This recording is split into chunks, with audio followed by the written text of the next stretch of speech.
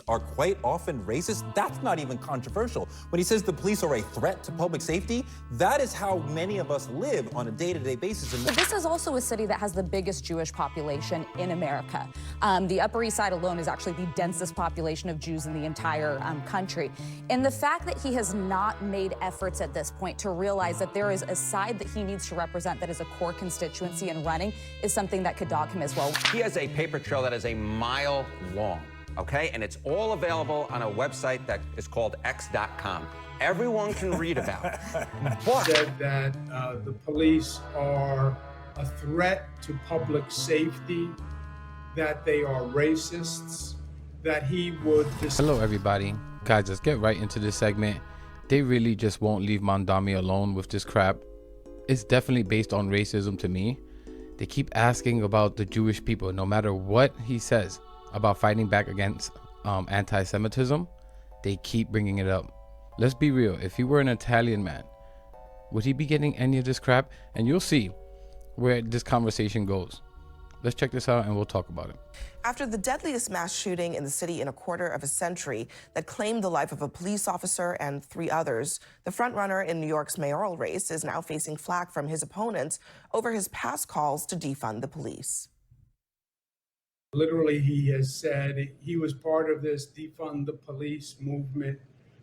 He has said that the police are a threat to public safety, that they are racists, that he would dismantle the police department. So Ron Mamdani, the Democratic socialist hoping to lead the country's most populous city, attended the funeral of the fallen officer on Thursday after meeting with members of that officer's family. And at a press conference, he sought to distance himself from the comments. My statements in 2020 were ones made amidst a frustration that many New Yorkers held at the murder of George Floyd. I am not defunding the police. I am not running to defund the police. Andrew Cuomo is far more comfortable living his life in the past and then attacking tweets of 2020 than in running against the campaign that we have been leading for the last 8 months. Harry, I'm curious what you think about this. First of all, I mean, do you have a sense of how resonant this is going to be? I mean, the NYPD is a big force in this city, but do you think that he can abandon his position and change his tune now and it'll work? Absolutely. I think it could absolutely work. I mean, he is by far and away the front runner to be the next mayor of New York City. You know, this is a city in which Democrats outnumber Republicans 5, 6, 7, whatever the number is to 1. And so they're going to make up the vast majority of the electorate. And he's already beaten Andrew Cuomo among that very same electorate. Look, he has a paper trail that is a mile long, okay? And it's all available on a website that is called x.com. Everyone can read about it. But at the end of the day, Andrew Cuomo, Eric Adams, Curtis Lewa, perhaps the 3 dreamiest opponents that Zoran Mamdani could ever possibly hope would come down from the heaven, there is very little chance that they'll be able to take advantage over Mamdani's record, despite the fact that I think Republicans nationwide are thanking the good Lord that he is likely to be the next mayor of New York City because they're going to try and beat him like a piñata. Look, you know, he has a... Oh, and I wonder what tactics the Republicans will use. That's a tough one to figure out. Definitely not racism. No way, no how. And I don't want to hear crap from Cuomo about racism when he himself is one. And I'll get to the whole police stuff in a bit. But during the race for mayor primaries in New York City, Cuomo made Mamdani's beard appear thicker. Because, of course, to bigots, snowflakes, it scares the crap out of them. Republicans were freaking out, talking about another 9/11 is going to happen. Just really disgusting things were said. Because to them, a brown man with a thick beard is extremely suspicious. They need to be watched. A white man with a thick beard is a rugged, tough, good man, right? Or something, a family man, whatever. Here, actually, to make it clear for you, to make it clear for everyone. So guys, let's do a little thought experiment here. When you see this image, what are you thinking? Let's say you didn't know Mamdani. Actually, doesn't really matter. Happy man, brown dude, maybe Indian, maybe Middle Eastern, hey, maybe even Hispanic. But you see this, you wouldn't think much of it, right? Maybe he's pulling his wallet, pulling his wallet in his jacket or his phone. But ready for this? For Republicans and conservatives, this is a highly suspicious man that needs to be watched and questioned. Wait, is that a detonation button he is pulling out of his jacket to blow up all of New York City? Oh my God. I mean, I'm not kidding. Let's get back. I truly believe this, that racists don't see things in a normal filter or view. They are delusional by definition. It's a bit of a brainwashing that I want to talk about later on. They see things and think of things that wouldn't ever cross our minds. Progressive constituency, right? I mean, the New Yorkers who are pro-Palestine were like, this guy, we like this guy. We're feeling, you know, what he's talking about in terms of free buses and giving grocery stores for poor people. Progressives love that in New York. So when he's critical of the police, that speaks to what we want to hear from him. When he says the police are quite often racist, that's not even controversial. When he says the police are a threat to public safety, that is how many of us live on a day-to-day basis, and more fear of the police in New York, in LA, wherever else, than of the criminals, right? So he's speaking to what a lot of his potential voters would want to hear. He's also walking it back. Does that concern you? I mean, because it would be one thing if he was this is what I believe, but he's also saying, this is the old me. I interviewed him on Joy Reid's show about 2 months ago, right after that. I asked him, what about the NYPD? He never ever talked. He talked for quite a long time about the NYPD. He never ever talked about defunding the police, which is not something that a mayor could do without the entire legislature help. But like, this is not a serious issue. He's saying this when we're all saying this around George Floyd. This is not part of the Mamdani political campaign for New York City. So I would respectfully disagree here. Listen, there are obviously deeply held views and issues that people have around policing around this country. But I would say the gold standard of American policing, one of the finest brands in law enforcement, is the NYPD. People associate it with post 9/11, running into the towers, being first responders. They're seen as heroes. We're also a much more elite force than most of the forces around the country. Some of the best anti-terror efforts.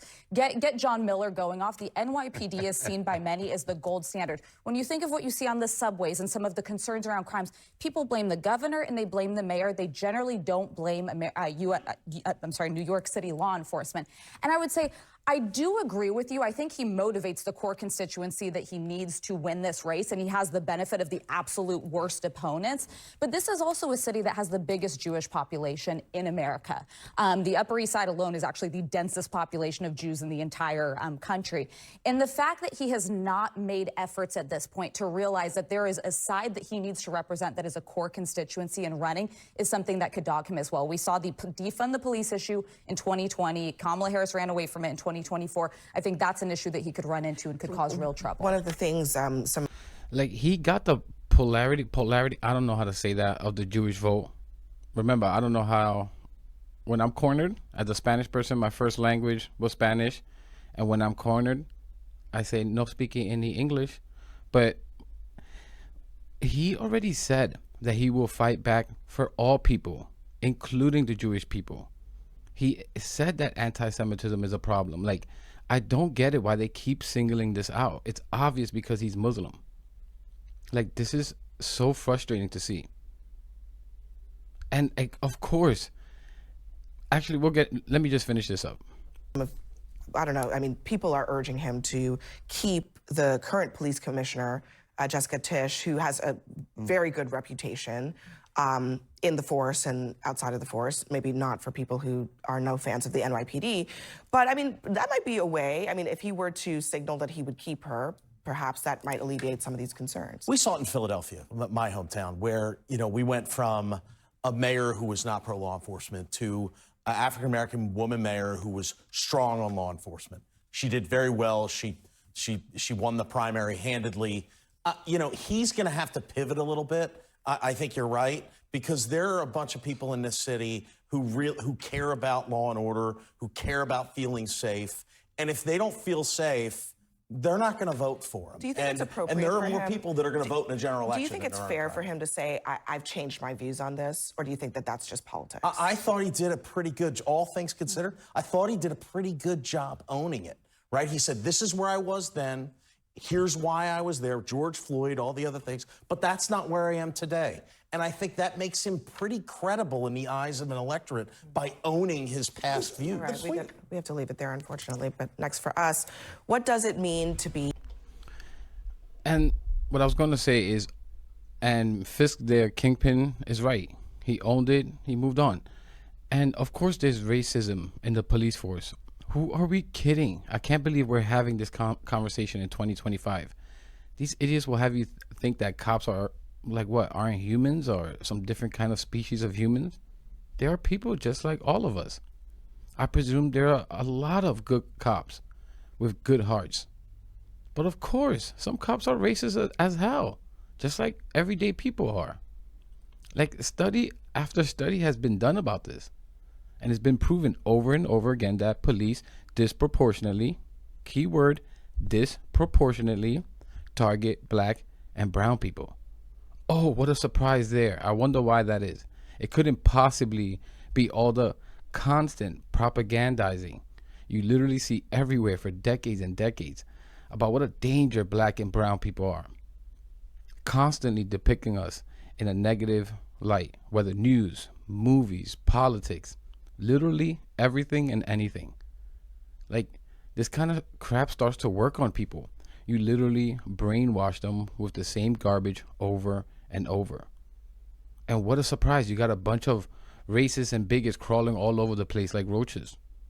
As soon as there is a black or brown lead, I say this example all the time, in a superhero movie, because it happens each and every time, Republicans, conservatives come out crying, screaming, it's DEI, it's woke. I wonder why they do that. They're racist, but most importantly, they're brainwashed by what they were taught to believe, whether it was their parents, I don't know, likely their parents. But it's also TV, news, just everything. But I'm going to leave it there, guys. Let me know what you think about all this in the comments. Please leave a like, subscribe, really helps the channel, really helps get the message out there, and I'll catch you in the next one.